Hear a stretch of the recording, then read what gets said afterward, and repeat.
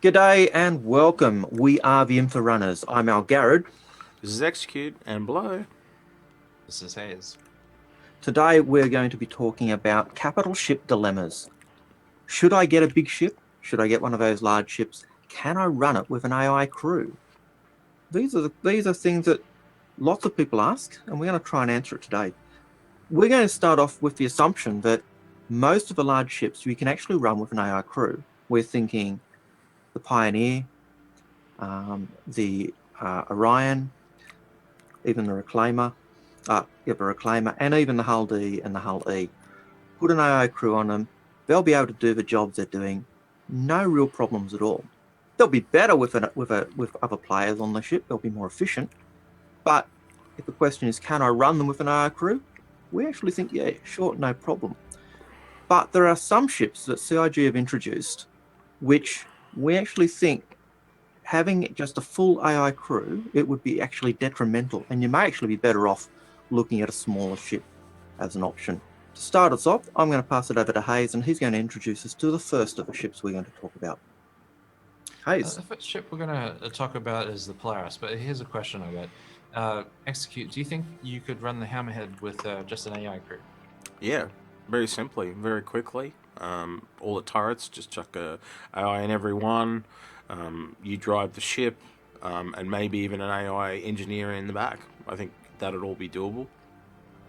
Yeah, it'd be a good thing of force projection, like compared to any other ship you could take out with just a single person, right? Oh, 100%. But then you look at a ship like the Polaris, and unlike the Hammerhead, it's a lot more than just turrets. It incorporates like several mechanics which really make a difference when you've got several real players filling its critical roles. I mean, its two main things that differentiates itself from a Hammerhead is, one, it's got that hangar. That's like half the ship. And then the second thing is its torpedo system. That's the other half of the ship. And so, like, when you think about, there's many different critical systems where those human players would be. When I think about that, you've got sort of just look at the hangar for a start. You can totally put a fighter in there. You could use that as a fighter support. You could have an AI pilot flying in there. But is that really the best use for it?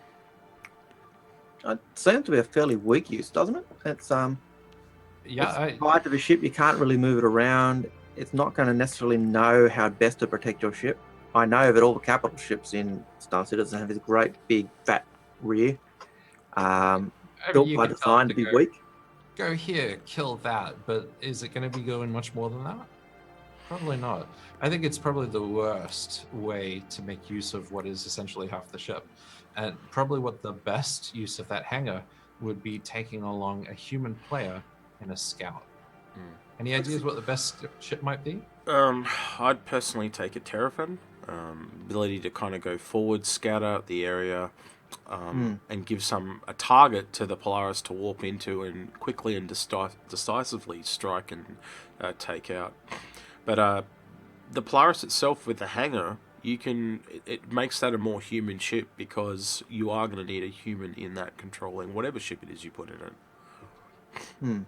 It really don't want to put an AI controlled ship in that hangar, or in any hangar for that matter. But yeah. But you got to understand that the hangar represents your ability to take a small ship into outer ranges that those small ships can't normally take. And if you only get one choice to take, you need to maximize that synergy. And the best way to synergizing the hangar with the other half of the ship, which is the torpedoes, is to be able to scout out the target. And because at the end of the day, a torpedo platform needs to be sneaky, it needs to be stealthy. And what is the Polaris? It's not stealthy. It's not sneaky. It's big and bold and bright and shiny and makes lots of noise. It's military. It's like a giant solar panel in solar foil in space, basically. It's a very loud ship, isn't it? Yeah. It looks loud. It looks big. It certainly does not look stealthy and sneaky. It's like Vegas without the neon signs. Exactly. When I think sneaky, stealthy torpedo boat, the first one I actually think of is actually a retaliator. Yes, I agree. It's very sort of stealthy. Even if it's older tech, it's the idea that minimizing its profile, being sort of very small but long range. It sort of fits the torpedo boat mentality and that idea. Mm. But the thing is, you can totally offset all of those shortcomings by bringing the appropriate ship, by bringing that terrapin. It can lower its signatures, it can fly under the radar, it can see further than others. It allows you to. What does a U-boat do, essentially? Yeah, sails under the waves and heads in and hits its target. Yeah, I mean, like 90% of the gameplay for a U-boat would be tracking, stalking, getting into position, and waiting for that perfect moment to let off those really expensive torpedoes, right? Might sound like a bit of a weird analogy, but I kind of seen the terrapin kind of like the periscope for your submarine analogy. It kind of can see ahead and kind of guide the rest of the submarine, which is the Polaris, into its target. Do you That really makes think perfect sense. really think an NPC could do that same job? No, not to it. Not officially. I think I like pretty much other than really copying the radar of the terrapin and sending it back to you. That's about as far as I think it'll go. So it can give you some pings, but you're still like gonna have to micromanagement, and it'll be kind of one hand on the steering wheel of the Polaris and the other looking at the radar of the. It's sort of like driving a car and talking on your phone at the same time. It's illegal. It's illegal. Can't do it. Can't do it anymore.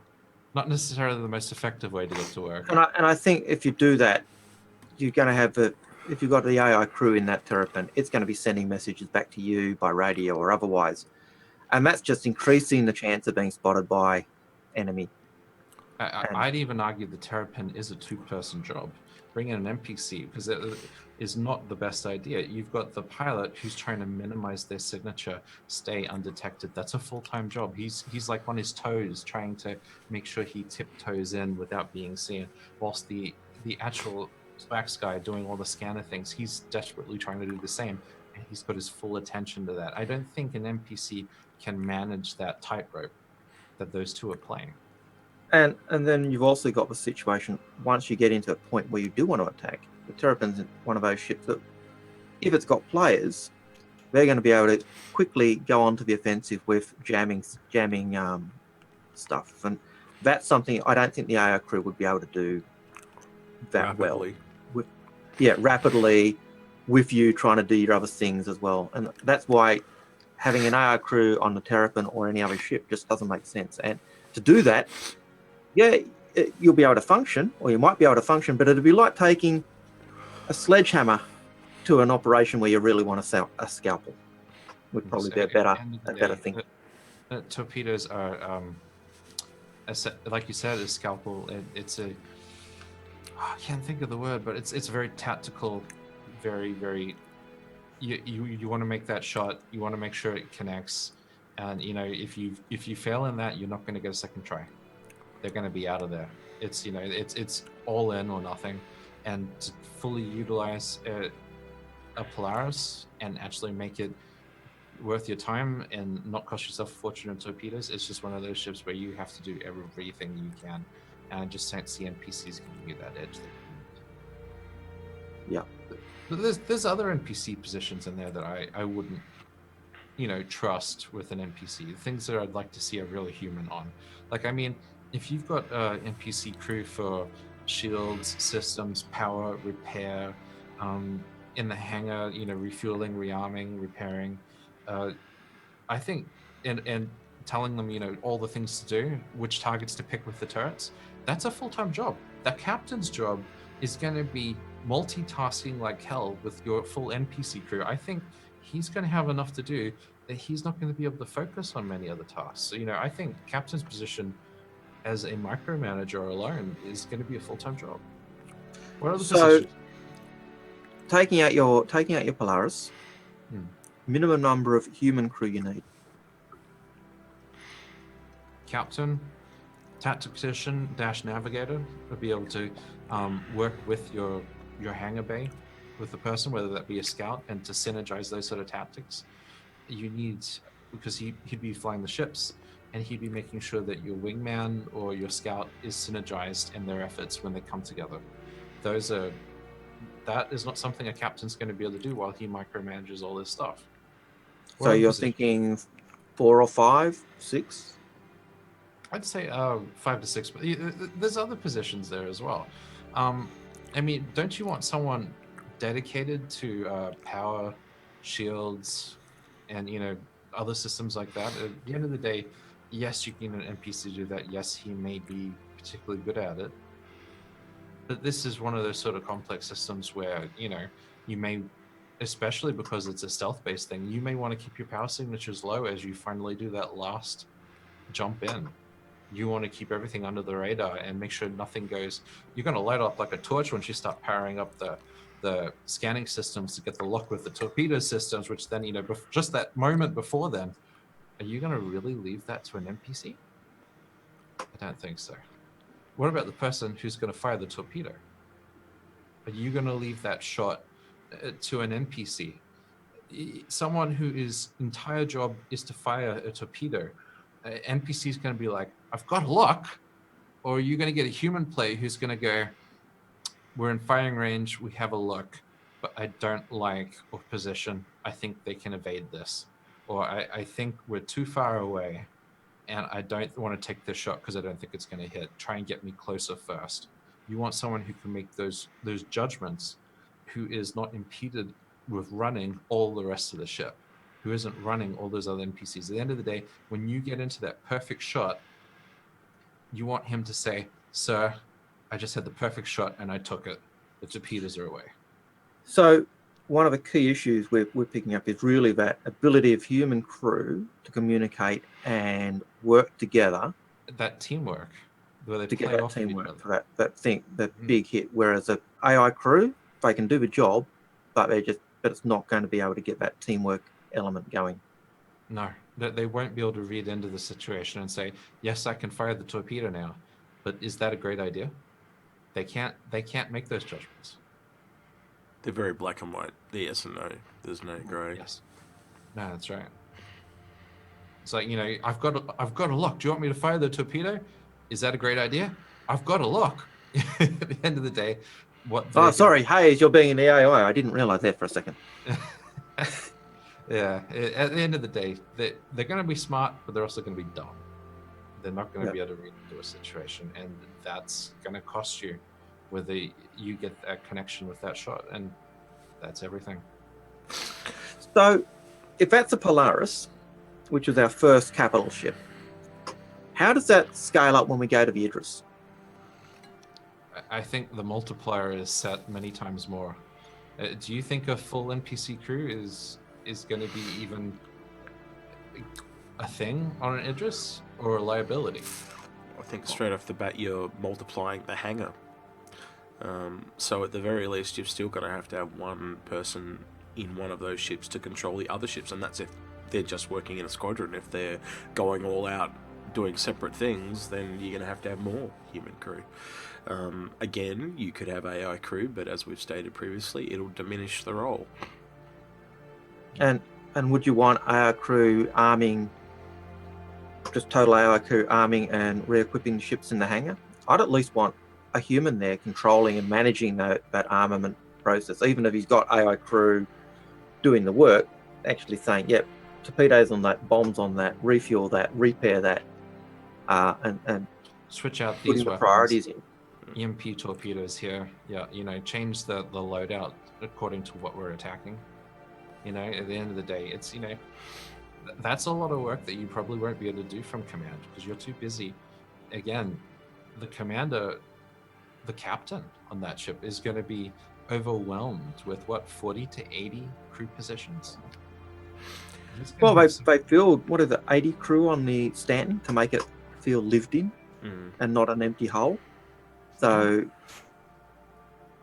but yeah, and then the tactical position on the Idris, the big ball. You're going to need someone at least organising and coordinating the fighters that are out there, plus any other ships in the region.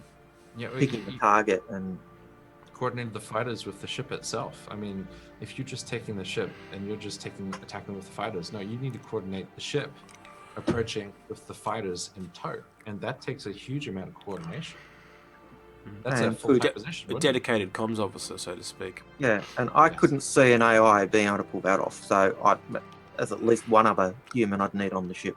How would you know? How would the AI which person you're talking to? Like if you don't have a human as that middleman, just Fred and Bob, and they go, hey Fred, can you give this message to Bob? I'm Fred. Can you give this message to Bob? The AI is only going to know that if you go through a series of commands and tell it exactly who you're sending it to. Not. Yeah, and I'm talking to Bob. So it all comes down to time again. Mm. I personally think that even the idea of putting like someone in the squadron in one of the ships being able to command his wingman is a bad idea, because then he's spending all his time commanding his wingman and not enough time being an effective fighter pilot. He's dead weight. Or is too simply just allowing the AI to stay with him and not be a bit more dynamic and thinking like human players would. So it's not the best, but it's better than, say, just having straight AI. Mm. Yeah. But ideally, it would be better having all the craft with the address being controlled by humans. Can his wingman really provide team play and, see that, oh shit,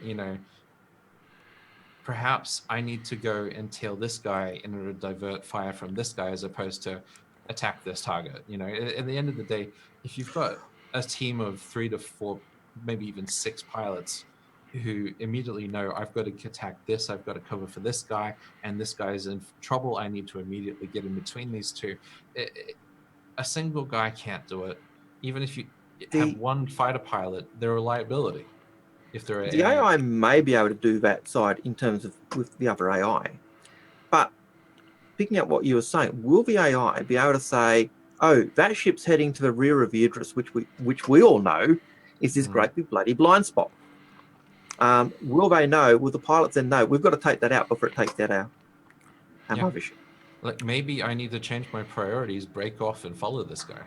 And that's something I don't think the AI will do. Sorry, execute. I've just had this idea. Unless there is someone that is constantly at that command bubble in the Idris telling them what ships to attack, and then that person's playing an AI management game, unless they're sitting there going, attack this, attack this, attack this, and then they're almost playing an RTS. They're not playing the game they were playing before. Yeah, they're playing a micromanagement game. Unless they're doing that, then... Can you imagine what it That's must the be only way like I can see it working. Who's like, your AI is script in your head is saying, I've got to attack this ship. No, attack this instead. Yeah. Oh, so he's going, changing direction. Yeah. And then, and he goes through five enemies trying to get to that one ship you told him to attack and gets himself destroyed. They don't think for themselves. They don't go, ooh. So I'm sure if you left them alone, they might stand a chance. But when you keep interrupting their thought process and their priority system, maybe that's not essentially the best way to do it.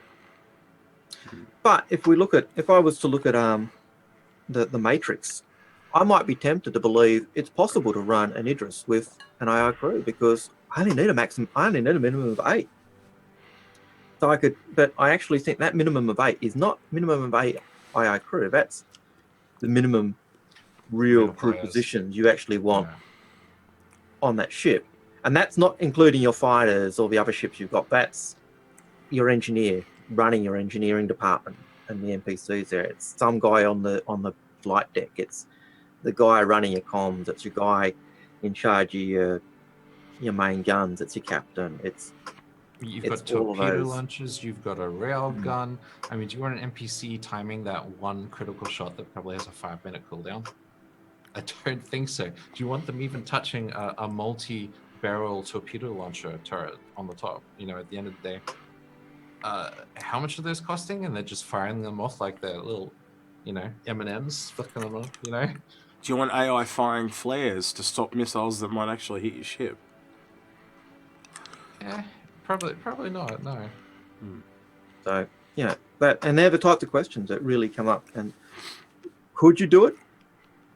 If you're a crazy owl type person, you probably could, but if you've got any sense, you probably wouldn't.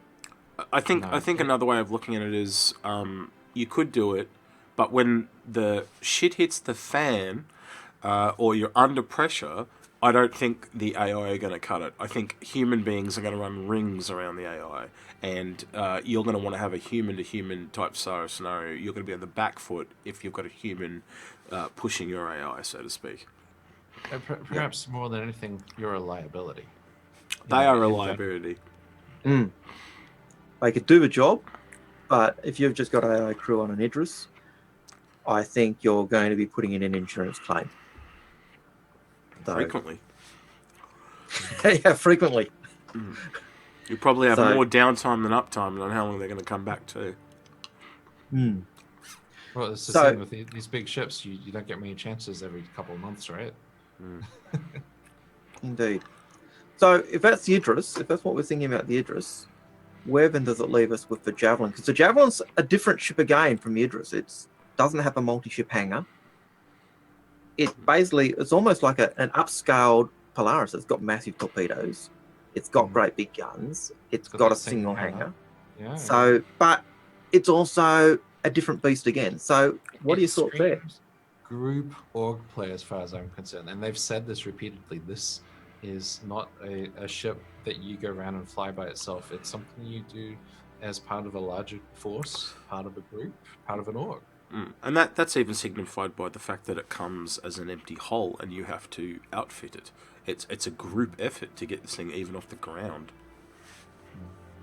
And they talk about it as a base of operations. So it's not just about just flying around and I kill stuff sort of ship. It's got those modular bays. It's designed to support other operations, whether that means a landing party from a dropship. I mean, you're going to put just NPCs? No, you're going to put human players to help direct that assault. Then drop that, you know. Sorry, I'm just thinking of the latest video from ATV with the AI shooting in all random locations and yeah, so the AI's got some improving to do. But look, yeah, again, if you have a human person running any group of AI, yes, it will be better than just the AI group. It'll raise it by such a large margin, but nothing's going to beat a human group. They can't do the coordination. They can't think on their feet. They can't work together to a common goal unless it's very black and white and straightforward. As soon as you got any grey in there or room for choice, AIs can't make choices. They can only make if-else statements, which is a fake choice. If So looking at the, shoot turret guns, I think they're good for the turret guns. Yeah, it's there and I can shoot it. That's it. That's on or off. Anything that's on or off, black and white, they can do. So looking at the ship matrix, the Javelin, minimum crew of 12, maximum crew of 80. Now, I can't imagine gathering 80 mates to crew the Javelin. So that 80 is clearly including NPC crew helping out. But I don't think it would have the same crew as an Idris even. I think this is like, they haven't updated this. This is going to be huge. yeah, this hasn't been updated. So that's 80 crew is what they're seeing. And remember, the Idris has 28 as its max crew, and yet we know the Stanton has 90 odd NPCs or 80 odd NPCs that they put on because it looked too empty. They And also have crew members that do shifts in Quadrant 42. Yeah. So that if you were just going out into the PU, that would probably take the number down again, as in you would only need maybe one shift of crew. half of that or something. Yeah. So that's probably those numbers are probably one shift. Let's also look at critical crew stations. Like, for me, this ship, everything that it is about positioning. The pilot being able to best leverage the attack angles for all the turrets, the torpedoes, and the main cannons. At the end of the day, this guy is going to be making or breaking what you shred. And so I can't see leaving that aside to either the captain, who's going to be so overwhelmed with 80 plus crew. He's going to have his hands tied. He's going to be like, you're going to need that dedicated micromanager for the NPC crew. You need a dedicated pilot. You need a dedicated tactician. I actually think with this ship, this is one of the first ships you're going to kind of start to see more of a chain of command. So the captain will talk to the head of engineering, and the engineering will sort his own shit out. I don't think it'll be as direct as, "Hey Bob, can you go down the back and just fix that leak for me, buddy?" I think that's too direct. I think it's going to be like, "Scotty, can you get your engineering NPCs onto this stat?" Because and he's going to, I'm giving her all she's got, Captain.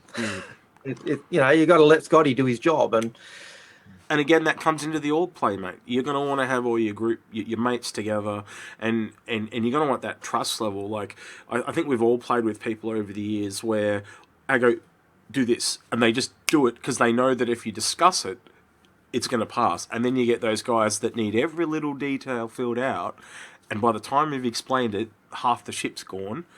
And in that case, the AI would have been a better choice. But so you're gonna get both in real people. Let's be honest. But at the end of the day, it screams team play.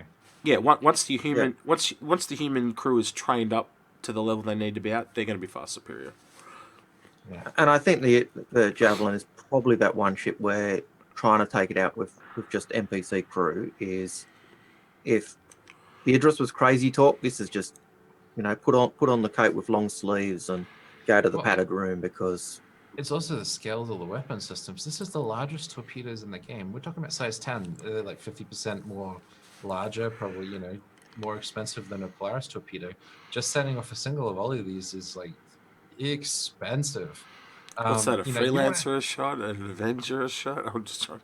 Yeah, it probably is. Yeah, it's like there's an Avenger, two of them. Well, what were the size 9s on the Retaliator there? What price of an Aurora? Yeah. Yeah, that's what they quoted. Yeah. So, if a size 9 torpedo fired by a Retaliator is the price of an Aurora, what are the torpedoes that are like 4 meters across going to be? They're going to be. Yeah, they're going to break the bank. Yeah. Or break something else. One or the other, right? Or both. Your face. You'll break the NPC when he fires that torpedo and it misses. It's like, NPC, you have to pay for it if it misses. It's like, it goes bankrupt instantly. Yeah. Gets a mental breakdown. But the other thing is the cannons. The cannons of these things are huge. These are some of the biggest single turret guns in the game. Are you going to trust every single shot to an NPC, or you really want someone to make sure every single one of those connect? As long as they're not ballistic, I don't think we'll have a problem. Ballistic. I want ballistics. I think I'd be. You'd have people lining up to actually be the guy who's firing those big guns on the Javelin, because they want to be the person who's firing, because it's more fun. It's the best turret gun in the game. Okay, bar nothing. And you're going to let an NPC fire that one. I hope they make the whole, like, the turret cockpit shakes. You can and it shakes. Oh, that'd be awesome. Indeed. But the other thing that, as we were talking with the Polaris and the Idris, that really set them apart is the hangar. And the hangar on the Javelin is very unique in itself, because it was designed to carry a dropship, and it can take other ships, and it can take a couple of P-52s and a couple of M50s and Vanguards. I think torpedoes. But it's really able to take ships up to the size of a dropship, which includes a Vanguard, because with it torpedoes. And so you've got some choices there as well. Do you take more torpedoes? Do you take a dropship? What would you take? Well, when you think about it, I honestly couldn't think what I would take. I still think it's kind of been fundamentally designed for that mercenary gunship of the Redeemer. But every time I bring that up, I get big sighs. So, look, I think the Redeemer may have its place. If you look at if the Redeemer turns out, like we talked about on a previous episode, of it being that mini hammerhead, then that'd be what I'd run with. But again, it depends on what operation you're doing. Best case scenario, like the Terrapin for the Polaris, I still think it'd probably be the Redeemer, because it's just going to have so many more guns to bring to bear. And again, that would be a good ship for an AI crew as well, while we're on the topic.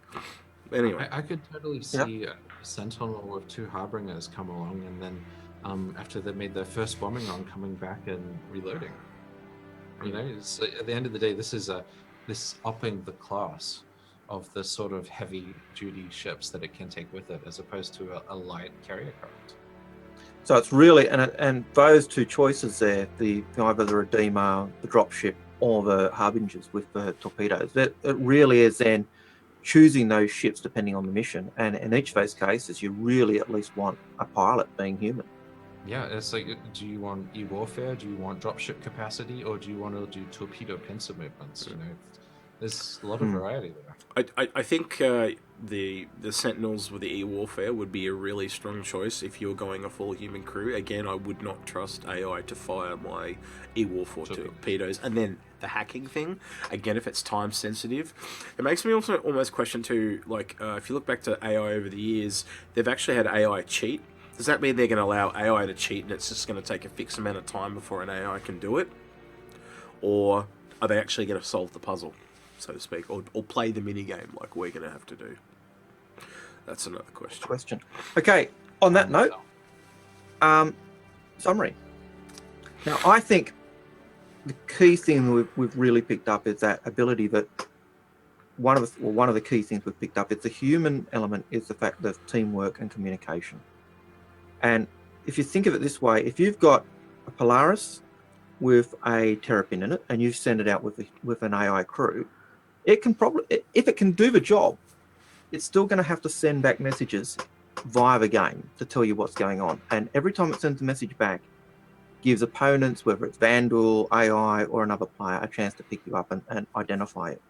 But if we're playing in the game together at the moment, if I'm on Olisar and you're on Daymar, where do you tell me that you're on Daymar?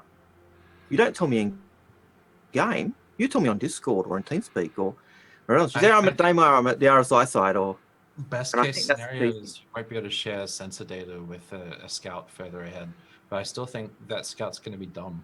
It's not going to know how best to toe the line, the tightrope of staying undetected, or being able to sense that this might be more than you can bite off, or perhaps these guys are reacting in such a way that they seem more skilled than they are, and perhaps this is not something you want to get into. At the end of the day, they can't make judgments.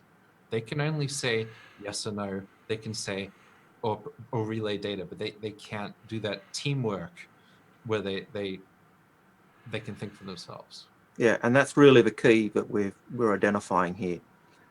So to move on, execute. If you were to attempt to crew any of those ships with an AI crew, which one would it be? I think purely based on the number of positions and what you would be comfortable with the AI doing, it simply falls to the Polaris because you need less AI to do it. It's a simple choice. Out of the capital ships, I don't think it's a good choice. I think it's it's a crazy owl choice, is what it is. I think it's a really bad idea. I think you'll fundamentally be claiming your ship very often. You'll have more downtime than uptime, and I think that kind of. Perhaps you could be more effective with a different ship choice here, depending on what you want to choose. I think very clearly something like the Retaliator or the Hammerhead are a better way to go. Again, you could get away with just one pilot in a Hammerhead, one pilot in a Reclaimer, and have AI on all the turrets. Again, the Retaliator, the pilot, is also the torpedo firer, so to speak. So they are both better options and also cheaper to replace if things go wrong. Fundamentally, at the end of the day, all capital ships in my book are some form of large group of friends, if not orgs, in that type of thing. And also the day-to-day jobs, if these are not weekend ships, as in just, when all gets together. So if you're, say, using something like a Polaris, you want Polaris maybe guarding a whole bunch of Orions that are mining during the week.